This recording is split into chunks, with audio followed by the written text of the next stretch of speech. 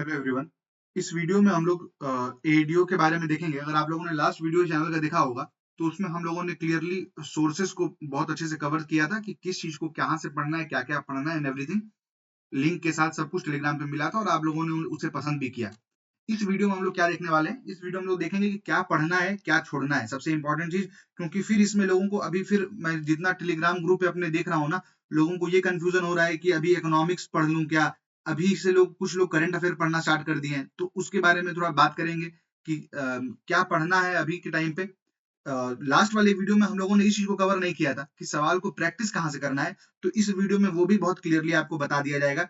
और complete timeline का मतलब हुआ कि आपको एक टाइमलाइन 3 महीने का दिया जाएगा इसमें, कि जिसमें किस तरीके से आप अपने तरीके से कस्टमाइज करके कर सकते हैं। चौथा टेस्ट सीरीज के बारे में बात कर लेंगे और पांचवा एग्जाम डेट के बारे में बात करेंगे। देखो एग्जाम डेट के बारे में अब बाकी यूट्यूबर्स की तरह या फिर जो भी बीपीएससी से रिलेटेड है, मेरा कोई इनसाइडर इंफॉर्मेशन तो है नहीं भाई। पर और ना ही मैं वीडियो में कुछ बता करके फिर उसको प्राइवेट कर दूंगा। पर ये बता देता हूं आपको कि अगर आप देखेंगे ना तो लगभग 20 दिन पहले ही बीपीएससी एग्जामिनर कंट्रोलर का एक वीडियो आया था। ओरिजिनल वीडियो था वो, उसमें उन्होंने कहा था कि कब लेंगे अभी पता नहीं है, पर अगर वो ये बता दिए थे कि दिसंबर के 4 वीक अभी फुल है, मतलब उन 4 week they have been already taken कोई दूसरे एग्जाम के लिए। तो और आप देखेंगे तो लास्ट वीक एक आदेश पुरी जी का एक वीडियो भी आया था जिसमें उन्होंने कहा था कि वो जैन एंड या फरवरी में होगा। अब क्योंकि 10 लाख लोगों का एग्जाम लेना है, तो थोड़ा सा एडमिनिस्ट्रेशन ज्यादा स्ट्रांग चाहिए होगा, ज्यादा सेंटर को लेकर के बात की जाएगी, तो थोड़ा टाइम लगेगा। तो आप मान के चल सकते हैं कि जनवरी एंड होगा जल्दी से जल्दी, नहीं तो फरवरी में होगा, क्योंकि जनवरी में आप देखेंगे तो बीपीएससी का मेंस भी होना है। अभी बीच में जो आयोग है वो इंटरव्यू करवाने में भी व्यस्त रहेगा, और छोटा मोटा इंटरव्यू होगा नहीं, 70th का बड़ा इंटरव्यू होगा। तो कुल मिलाकर के आप ये मान के चल सकते हैं कि जनवरी एंड या दिसंबर।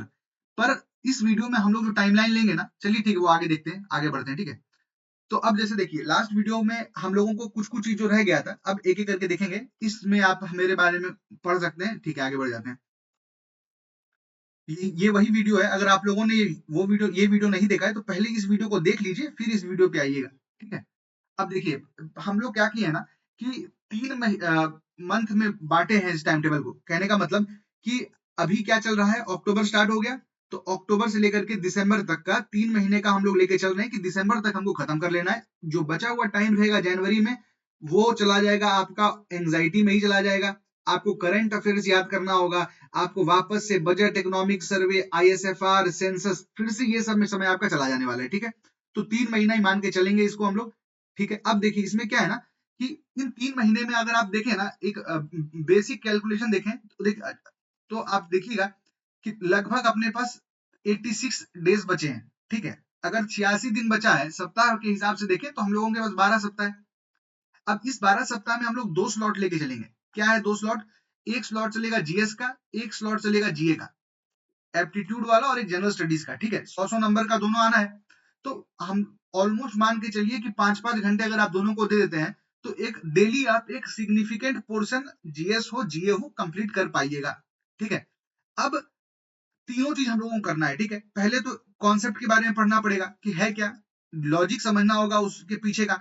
वो हो जाए तो फिर कुछ सवाल प्रैक्टिस कर लेंगे, और वो कुछ सवाल प्रैक्टिस हो गए तो फिर मॉक टेस्ट दे देंगे। अब जैसे अगर आप देख रहे हैं ना कि यहाँ कितने वीक, 12 वीक बचे हैं, तो मेरे हिसाब से आप हर संडे अभी तो मॉक दीजिए। फिर 2 महीने के बाद, 1-1.5 महीने के बाद उसका फ्रीक्वेंसी को बढ़ा दिया जाएगा, ताकि आप एंड तक 20 मॉक कम से कम दे दें। 20 mock is a very good number. जो लोग 100 मॉक देते हैं, ये सब करने का जरूरत नहीं है आपको। प्रैक्टिस करना है, जनरल एप्टीट्यूड है तो इसका मतलब नॉर्मल जीएस से ज्यादा प्रैक्टिस करना है उसको। पर 18 से 20 मॉक तो बहुत होता है, कोई दिक्कत ही नहीं है, ठीक है। तो अब देखिए जैसे अगर इसका बात करें ना, हम लोगों ने पहले ही बात किया था कि ये जो आपको यहाँ पे टॉपिक्स दिख रहे हैं ना, ये आपका एक किताब आता है किरण पब्लिकेशन का, है ना। ये किरण पब्लिकेशन का कंटेंट है। अब किरण पब्लिकेशन, इसके आगे और भी चैप्टर्स हैं, मतलब 17 के बाद और 3-4 चैप्टर है। पर अपने एडीओ के रेस्पेक्ट में उसके आगे क्या है कि पूरा थ्योरेटिकल न्यूमेरिकल जैसे होता है ना, कि एकदम एल्जेब्रा हो गया, ट्रिगोनोमेट्री हो गया, वो सब हम लोगों को करने की जरूरत नहीं है। और ना ही वो बीपीएससी जो दिया है सिलेबस वाला उसमें लिखा हुआ है, ठीक है। तो अपने को सिर्फ ये टॉपिक्स अगर हम लोग कर ले तो हमारा काम खत्म हो जाएगा। अब देखो एक बात, यहाँ 16 टॉपिक है, यहाँ 17 टॉपिक है, दोनों को जोड़े तो कितना हो गया, 16 दूनी 32 33, लगभग 33 टॉपिक है जो अपने को कवर करना है। तो अब अगर आप वीक देखिएगा तो आपके पास कितना वीक है, 12 वीक है, 12 वीक है, 33 टॉपिक है। तो एक वीक में आपको लगभग 3 टॉपिक करना पड़ेगा। बीच में आपका कुछ दिन मान लीजिए छुट्टी हो गया, कुछ प्रॉब्लम आ गया तो उसमें चला जाएगा।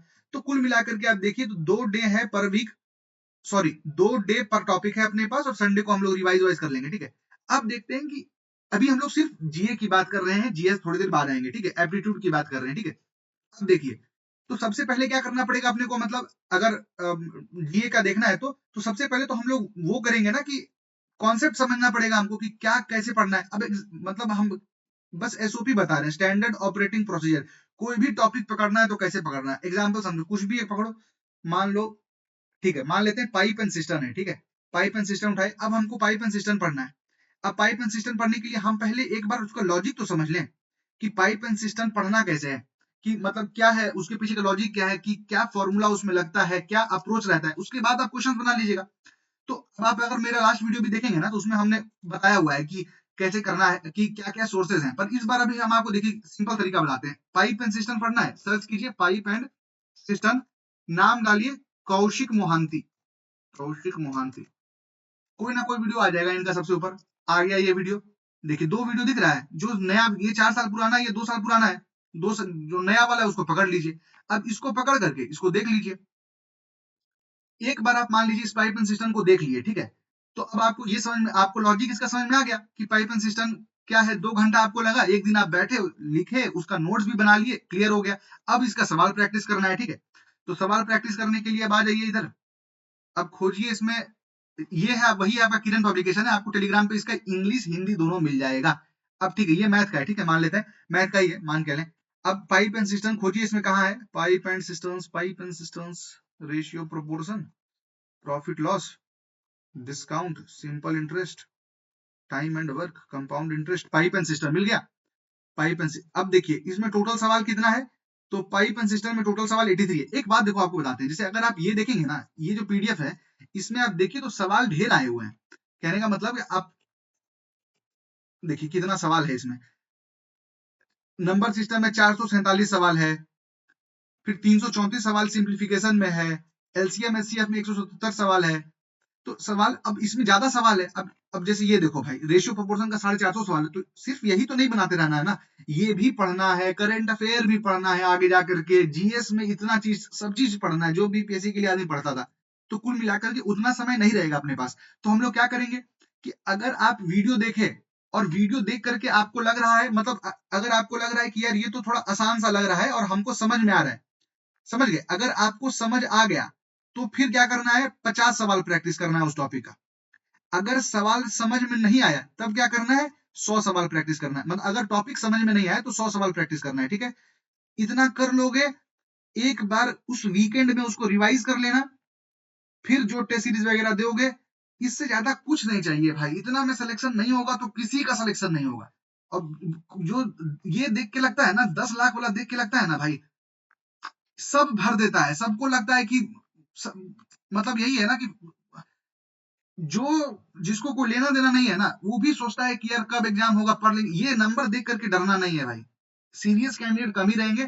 तुम अपना एक चैनल तरीके से, डेडिकेटेड तरीके से एफर्ट मार लोगे, चेकलिस्ट बना करके कि इतने चैप्टर हैं, 16 चैप्टर हैं, रोज एक चैप्टर पर टिक मारो, उसका बना लो कॉलम टाइप का, यहाँ पे लिख लो वीडियो, यहाँ लिख लो एमसीक्यू, रोज देखो बनाओ टिक मारो, उसको पूरा चेक उस हिसाब से कंप्लीट करो इसको, तब देखो फिर कैसे नहीं बनेगा। मॉक में भी नंबर आएंगे, एक्चुअल एग्जाम में भी नंबर आएगा। अब ठीक है, ये देखते हैं, ठीक है। मान लो क्या है कि पाइप एंड सिस्टम खोल लिए, 83 सवाल है इसमें, हमको मान लो 50 सवाल बनाना है ना। अब 651 पे गए, अब जाओ यहाँ पर 651 पे, 651 पेज नंबर पे, अब हम आ गए 651 पेज नंबर पे आ गए क्या, हाँ ये 651 पेज नंबर आ गया, पाइप एंड सिस्टम। अब हम क्या करने वाले हैं इसमें, हमको पता था कि यार इसमें लगभग 80 सवाल है, तो हम क्या करते हैं कि अब 50 सवाल प्रैक्टिस करना है, तो जरूरी है 50 ही करना है, 40 से लगभग कर लेते हैं। कैसे करेंगे, एक सवाल छोड़ के एक करते रहो। देखो तुम जब वीडियो देखोगे ना तो तुमको उसके बारे में बहुत चीज बताया होगा, वो मतलब क्या कैसे क्या लॉजिक है। तो फिर ये लॉजिक पढ़ने का जरूरत नहीं है, क्योंकि 2 लॉजिक पढ़ोगे सेम चीज का, सिर्फ कंफ्यूजन होगा, कुछ हाथ नहीं आएगा। डायरेक्ट सवाल पे प्रैक्टिस करो। अब सवाल कैसे प्रैक्टिस करना है वो देखो भाई, मान लो टाइप 1 है, मतलब एक तरह का सवाल है ये। अब एक तरह का सवाल कितने इसमें, 25 है ना। तो एक एक छोड़ छोड़ के बनाते जाओ।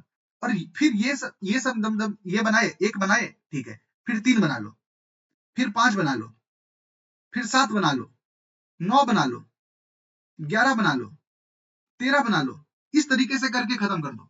और ये सब देख करके मतलब फिर यही है ना, इसी को बोलते हैं फोमो, कि अब फिर ये सोचने लगोगे कि यार इसके मतलब 7 और 9 के बीच में हो सके 8 इंपॉर्टेंट सवाल छूट गया, अरे ऐसा मत कर भाई, मत कर ऐसा। एक एक सवाल छोड़ करके बनाओ, 40-45 सवाल तुम्हारा प्रैक्टिस हो जाएगा, पाइप एंड सिस्टम खत्म हो गया। अब 2 पेज 2 पन्ना में नोट्स बना लो उसका, कि क्या कहां तुम फंसते हो, कहां तुमको दिक्कत होता है और क्या अप्रोच रखना है। इतना कर लिए, फिर पाइप एंड सिस्टम में क्या बचा? कुछ नहीं बचा। इसी तरीके से तुम सब टॉपिक कंप्लीट कर सकते हो अपना। तो वही है ना, पर आदमी को भरोसा नहीं होता है भाई।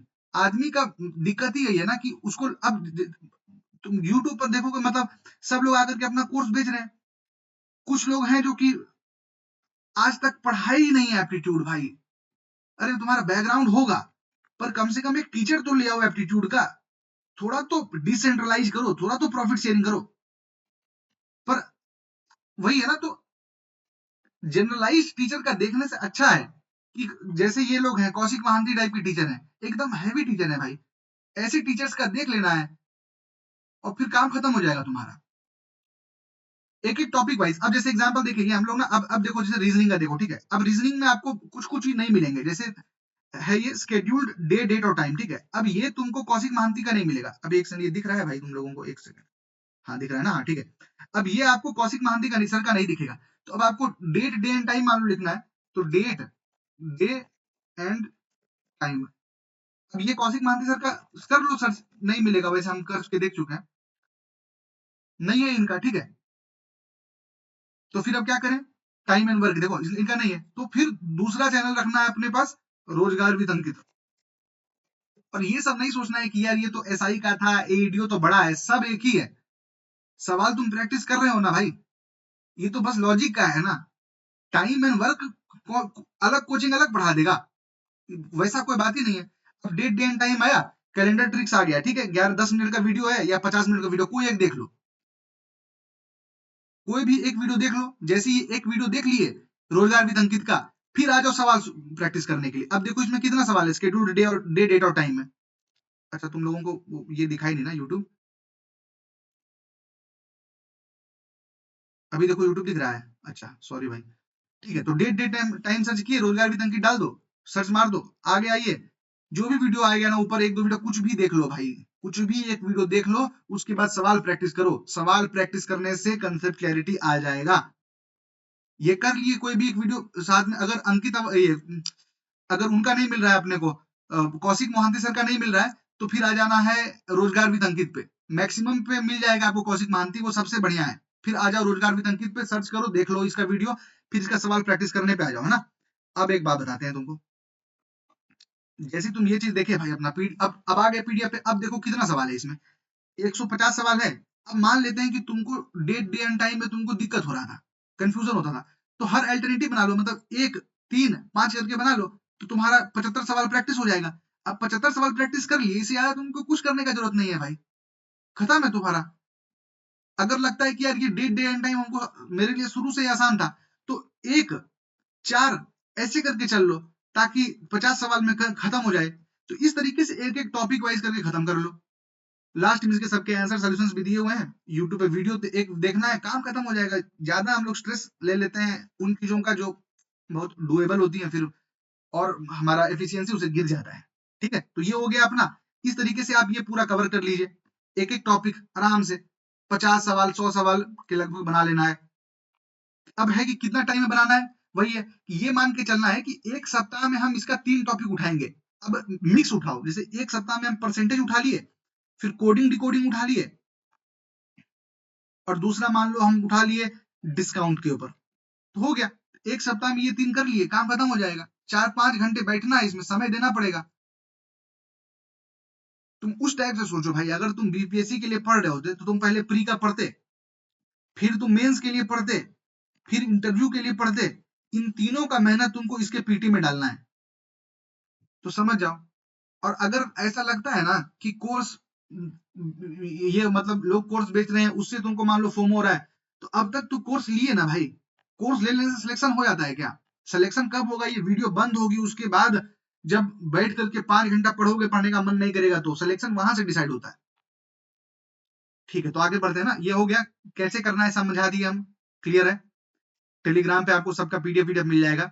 इससे ज्यादा जीए करने का जरूरत नहीं है भाई, इतना कर लोगे, इतना ही नहीं करोगे तुम। अगर कर लिए इतना तो एक सवाल नहीं छूटेगा और बहुत बड़ा मार्जिन उठा लोगे। और ये दोनों के लिए, साइंस का बैकग्राउंड हो, साइंस का बैकग्राउंड नहीं हो, दोनों के लिए है ये। ठीक है, अब आ जाओ जीएस पे। ठीक है, टेस्ट सीरीज का देखो एक बात। अच्छा, जीएस पे आते हैं, पहले टेस्ट सीरीज देख लो भाई। टेस्ट सीरीज का मेरे हिसाब से ऑफलाइन टेस्ट देना चाहिए क्या? तो ऑफलाइन टेस्ट अगर दे दोगे तो बढ़िया रहेगा। अगर किसी एक का खरीद सकते हो, जैसे एक दो का नाम बताता हूँ, जैसे अगर एडुटेरिया का खरीद सकते हो या फिर बीसीडब्ल्यू का खरीद सकते हो, और तो कोई ढंग का कोचिंग ध्यान नहीं आ रहा है हमको, पर इनका तो हम यूज किए हुए हैं तो ये बढ़िया रहता है इनका ना।